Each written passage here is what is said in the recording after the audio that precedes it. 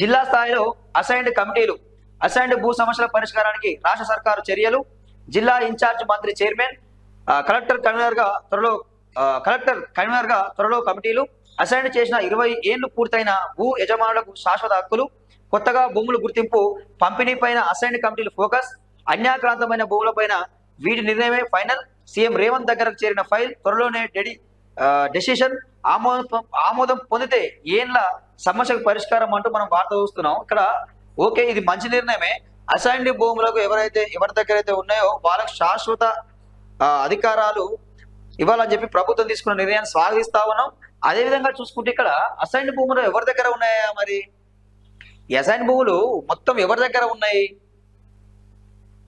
బీసీలు, ఎస్సీలు, ఎస్టీల దగ్గర కాదు ఉన్నది, అంతా కూడా ఓసీల దగ్గర ఉన్నాయి. ఈ భూములన్నీ మన ధరణి పెట్టి మొత్తం ఎక్కడికక్కడికి ఈ అసైన్డ్ భూముల్ని ఎక్కడికక్కడ ఎవరి పేరు మీద వారి పేరున 100 ఎకరాలు దీన్ని కబ్జా చేసుకున్నారు ఈ భూములని. మేము అదే చెప్తున్నాం కదా, ఈ అసైన్ భూములు అయితే ఎక్కడ ఉన్నాయో, అసైన్ భూములు అయితే ఇది, పొరంబోకు అయితే ఇది, గ్రామకట్టం అయితే ఇది, ఇవన్నీ భూములు కూడా దేవాదాయ శాఖ భూములు కూడా కబ్జాకు గురైనాయి. కాంతీశుకుల భూములు కబ్జాలకు గురైనాయి. ఇవన్నీ భూముల మీద కూడా సర్వే చేయాలి. ఈ భూములను మొత్తం బయట తీసుకురావాలి.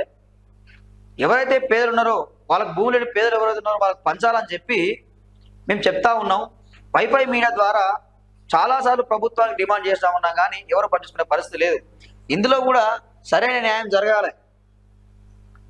ఎవరైతే పేదలు ఉన్నారో, ఎవరైతే అసైన్డ్ భూమి లేని పేదలని సాగు చేసుకుంటారో, ఎవరైతే ఉన్నారో వాళ్ళకి భూములు శాశ్వత పరిష్కారం ప్రకటించాలి. దీనికి జిల్లా మంత్రి చైర్మన్ పెట్టారు. దీంట్లో మనం ఎలాంటి అవకతవకలు జరగవద్దు.